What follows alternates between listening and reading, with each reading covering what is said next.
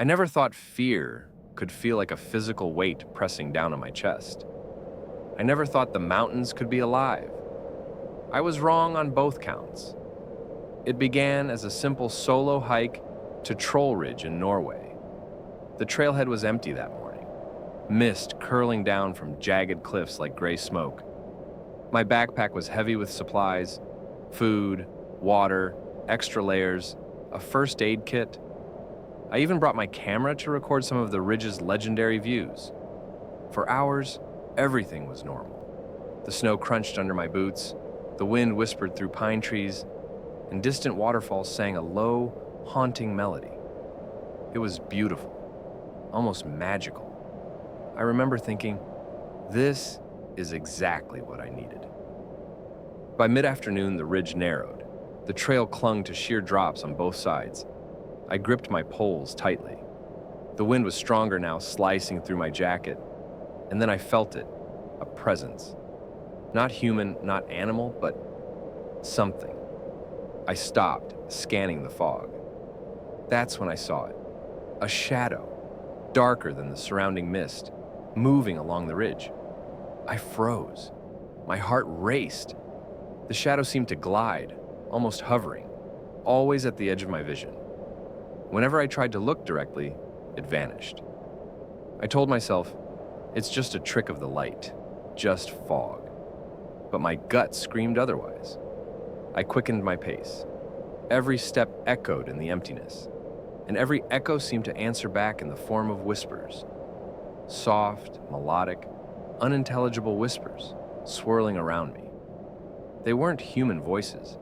They sounded like the wind speaking in a language I almost understood. As night approached, I realized I needed to set up camp. I found a small clearing, dug out a spot for my tent, and tried to settle. The wind howled like a living thing, rattling rocks and snapping branches, and then I heard it. Footsteps, soft, deliberate, circling the clearing. I whispered, "Who's there?" The only response was the wind, but somehow it felt deliberate. Sleep was impossible. Every shadow stretched and moved, forming shapes that weren't there when I blinked. At one point, I saw a figure on the ridge above me, impossibly tall and thin, motionless, staring. My flashlight flicked, and it vanished. I shook, tried to calm myself, whispered aloud, "It's just my imagination. It's just me." Hours passed. The shadows became closer. I could hear soft breathing outside my tent, deliberate, almost synchronized with mine. I thought, maybe it's another hiker, but no one ever answered my calls. The whispers continued, circling me. At one point, I swear I heard my own name, drawn out slowly, "Alex, Alix." Morning came. Fog swirled thickly around me, obscuring the ridge. I tried to descend, but the trail seemed wrong. Paths I had walked yesterday were replaced by sheer slopes I didn't recognize. And the shadow, it followed. Always at the edge of my vision, patient, silent. The third day, desperation set in. My stomach growled. I had food, but my hands shook too badly to open wrappers. My water supply was low. I felt hunted. The shadow didn't just follow. It seemed to anticipate my movements. I would hide behind a boulder, wait, and it would reappear, waiting above me, sometimes reflecting the sunlight as a black silhouette, other times blending with the fog. By night 3, I couldn't sleep. I tried counting the trees, counting my breaths, anything to distract myself. I whispered prayers, told myself stories, repeated my name like a mantra. The wind began carrying new sounds.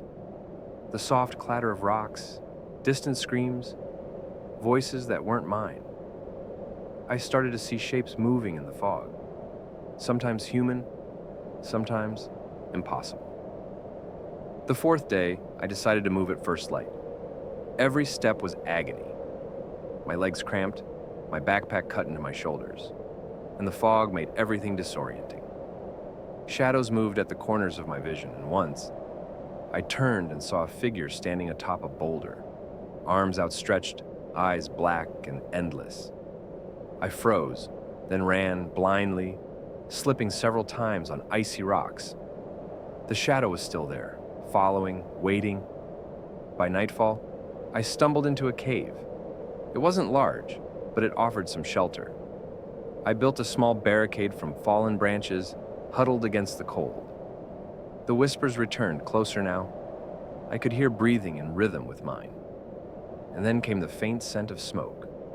Warm, almost comforting, as if someone or something was sitting just beyond the cave entrance. Hours passed. My mind cracked. I imagined talking to the shadow. "Leave me alone, please." The answer was silence, but sometimes faintly I could swear I heard a chuckle. The 5th day I was weak, delirious. My water was gone and hunger gnawed at me. I moved slowly, deliberately trying to descend, but the ridge seemed endless. The shadow sometimes appeared as a silhouette, sometimes as just a movement in the fog. One time, it followed me into a small clearing, exactly mimicking my movements. I screamed, and the fog swallowed my voice. Night 5 was the worst. I heard something scraping against my tent. Nails, claws, or maybe rocks. Something tried to push the tent open. I sat frozen, holding my flashlight like a weapon. The shadows moved inside the fog, forming shapes too horrifying to describe.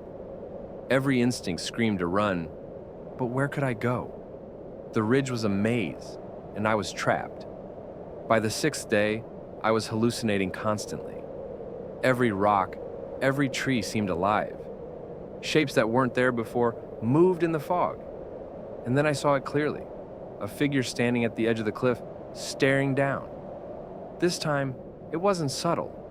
Eyes black, endless, staring directly at me. I froze. My heart beat so loud, I was sure it would give me away. Slowly, deliberately, it raised a hand, pointing at me. Then, faintly, I heard human voices, shouts from far below. "Rescue workers." I called out, weakly at first, then louder. My cries carried through the fog, and slowly the shadow receded, melting into the mist. When they found me, I was trembling uncontrollably, almost incoherent. They lifted me onto a stretcher. Even as they carried me down, I could still feel it, the weight of eyes watching me from the ridge. I survived, but I'll never be alone in the mountains again.